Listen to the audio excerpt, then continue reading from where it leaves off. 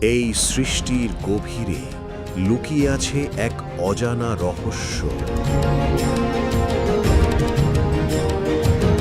কিভাবে সৃষ্টি হলেন ব্রহ্মা, বিষ্ণু ও মহেশ?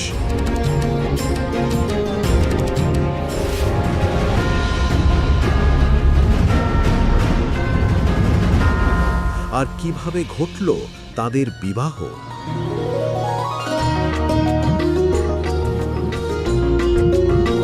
কাল ব্রহ্ম ও মাতা দুর্গা বা অষ্টাঙ্গী জন্ম দেন 3 পুত্র, ব্রহ্মা, বিষ্ণু ও মহেশকে।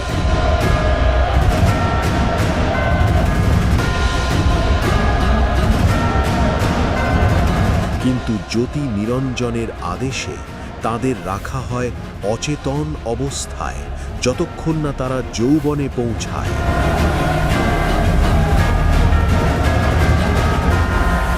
তারপর যখন তাদের জ্ঞান ফিরল, আমি কোথায়? আমি এই পদ্মফুলের উপর কেন? আমি শেষ নাগের উপর কেন শুয়ে আছি? আর আমি এই কৈলাস পর্বতের উপর বসে আছি। এটা কি রহস্য? হে আমার সন্তানরা, আমি তোমাদের মাতা। মাতা? মাতা দুর্গা তাদের বিমানে করে নিয়ে গেলেন ব্রহ্মলোকে।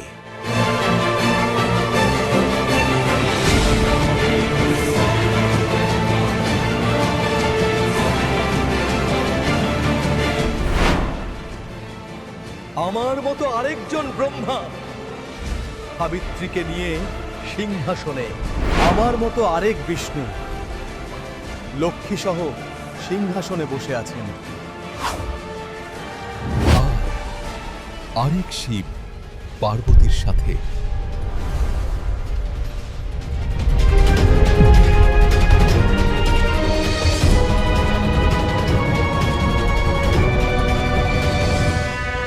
এইভাবে ত্রিদেবকে নিয়ে মাতা দেবী দুর্গা ব্রহ্মলোকে গেলেন। সেখানে ত্রিদেব প্রত্যেকেই আলাদা আলাদা ব্রহ্মা, বিষ্ণু ও মহেশ্বরকে দেখলেন এবং অত্যন্ত অবাক হলেন। হে ত্রিদেব, তোমরা সমুদ্র মন্থন করো। এদিকে জ্যোতি নিরঞ্জনের শ্বাস থেকে বের হলো 4 বেদ: ঋগ্বেদ, যজুর্বেদ, সামবেদ ও অথর্ববেদ। দেখো, আমরা 4 বেদ পেয়েছি। চলো মায়ের কাছে নিয়ে যাই। ব্রহ্মা, এই 4 বেদ তুমি রাখো এবং অধ্যয়ন করো।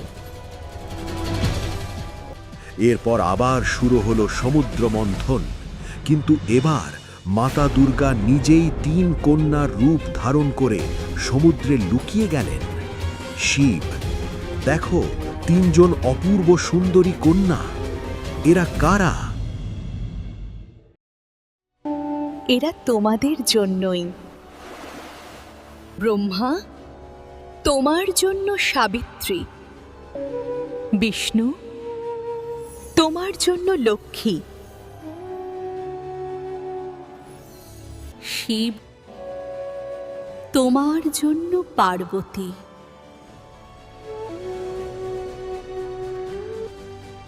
মাতা দুর্গা 3 কন্যাকে ভাগ করে দিলেন। ত্রিদেব আনন্দে, মাতা, আপনার আদেশ শিরোধার্য। এরপর ত্রিদেব তাদের পত্নীদের সঙ্গে ভোগ বিলাসে লিপ্ত হয়ে সুর ও অসুরদের সৃষ্টি করেন।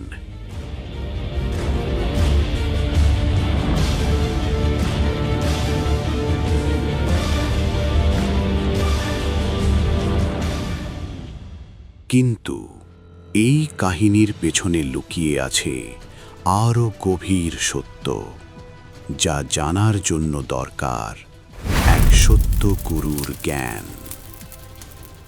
আর সেই সত্য প্রকাশ করেন এক তত্ত্বদর্শী সদ্গুরু, সন্ত রামপাল জি মহারাজ, যিনি শাস্ত্রের প্রকৃত জ্ঞান দ্বারা এই সৃষ্টির আসল রহস্য উন্মোচন করেছেন। তিনি জানান কে প্রকৃত পরমেশ্বর আর কে শুধুমাত্র এই সৃষ্টির একটি অংশ।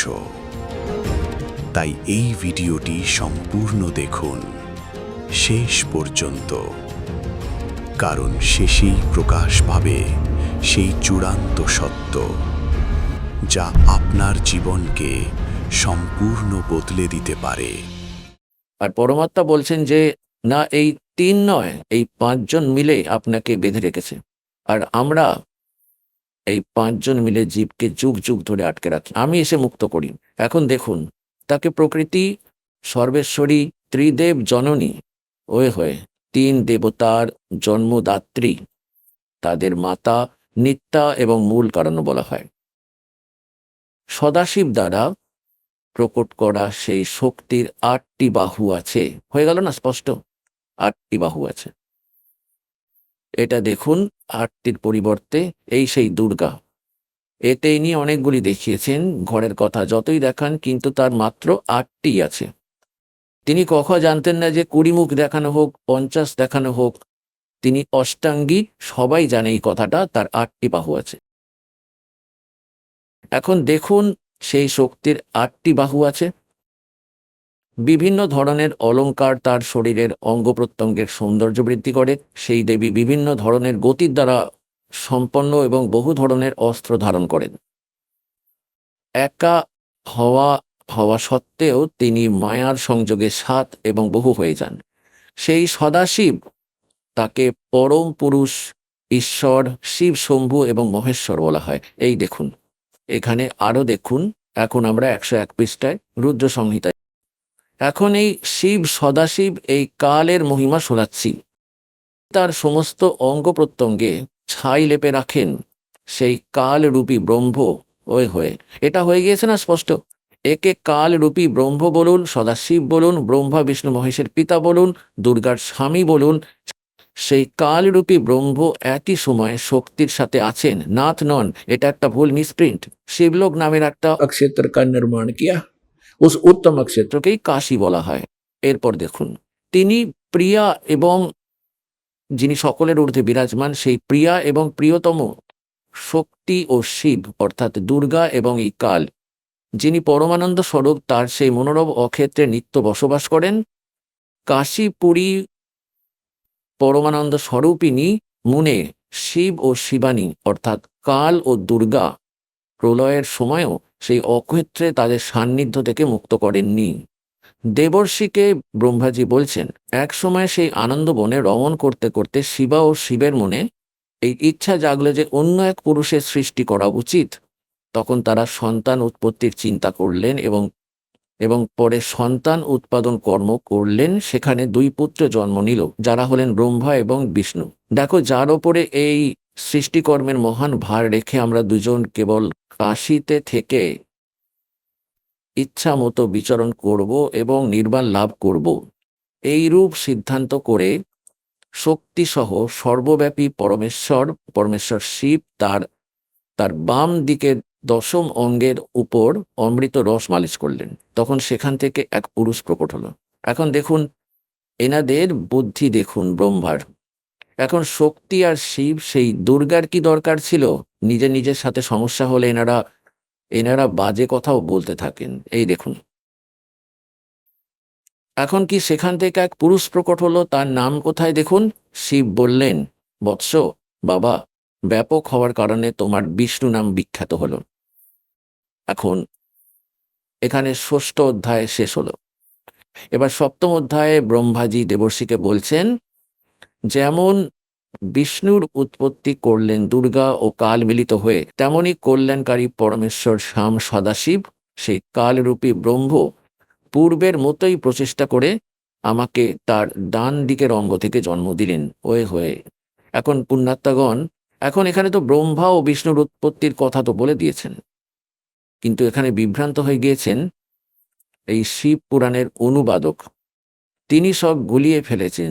যেমন বলা হয়, চোর চোরাওয়া তুমড়ি আর গাড্ডা পানি মে ও গাড্ডা বা উপরে সচ্চাই ছানি না। কতদিন লুকিয়ে রাখবেন? এবার আপনাদের দেখাই। গতকালও দেখিয়েছিলাম, আজ আবার দেখাচ্ছি। কারণ পুণ্যাত্মাগণ, যেমন এক একটি ক্লাসের একটি সিলেবাস থাকে, শিক্ষক বারবার ছাত্রদের সেটি রিভিশন করান, সেটার পুনরাবৃত্তি করান, তখনই ছাত্ররা সেটির সাথে পরিচিত হয়, পুরোপুরিভাবে বুঝতে পারেন। তেমনি দাস একজন শিক্ষক আর আপনারা ছাত্র। এটা আপনাদের সৌভাগ্য যে আপনারা এতে প্রবেশ লাভ করেছেন, সুতরাং এটিকে সফল করুন। আমরা রুটি রোজগারের জন্য প্রায় 20 বছর পর্যন্ত বাচ্চাদের পড়াই। তারপর হয়তো কেউ রুটি রোজগার পেতেও পারে, নাও পেতে পারে, কিন্তু তবুও আমরা তাতে লেগে থাকি। আর এ তো এক অমূল্য বস্তু।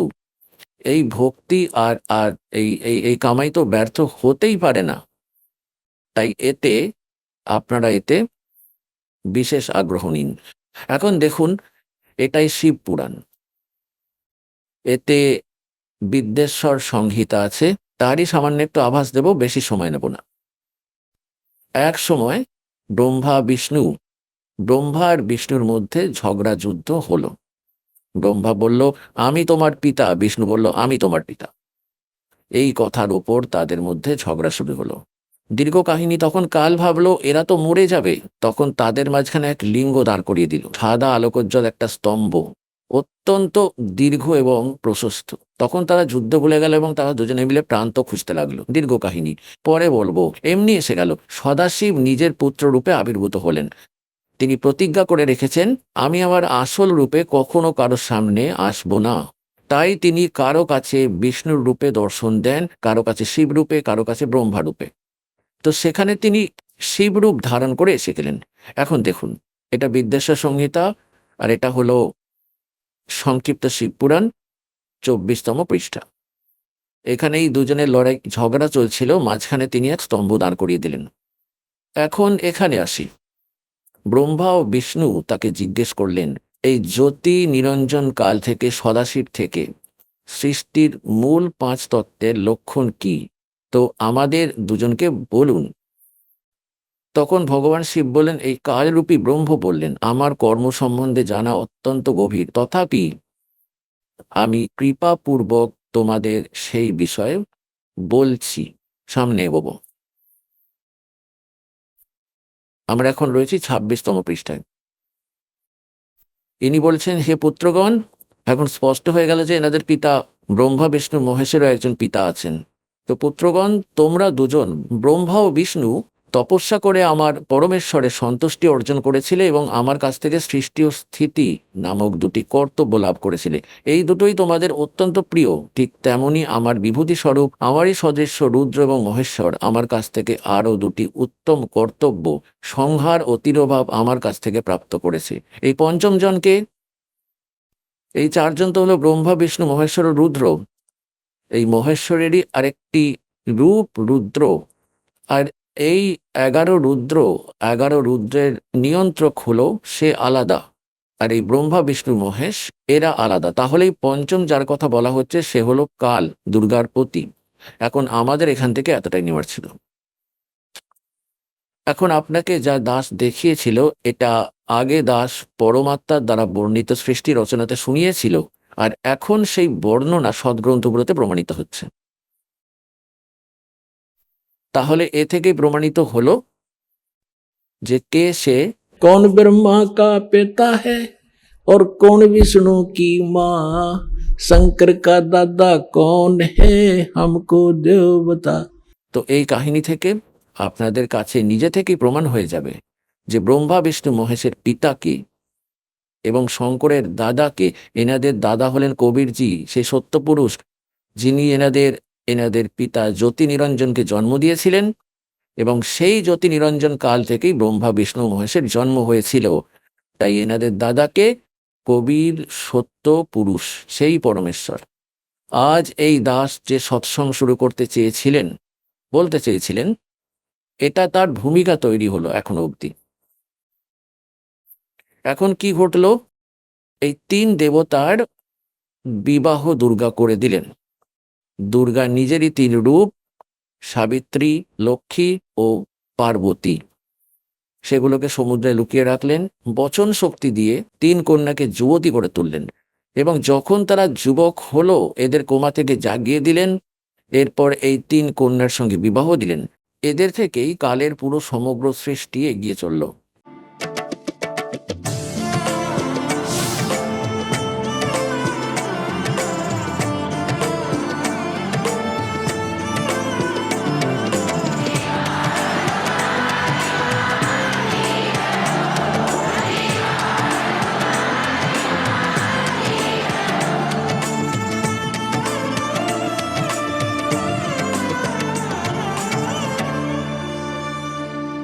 আপনারা শুনছিলেন জগৎগুরু তত্ত্বদর্শী সন্ত রামপালজি মহারাজের মঙ্গলময় প্রবচন।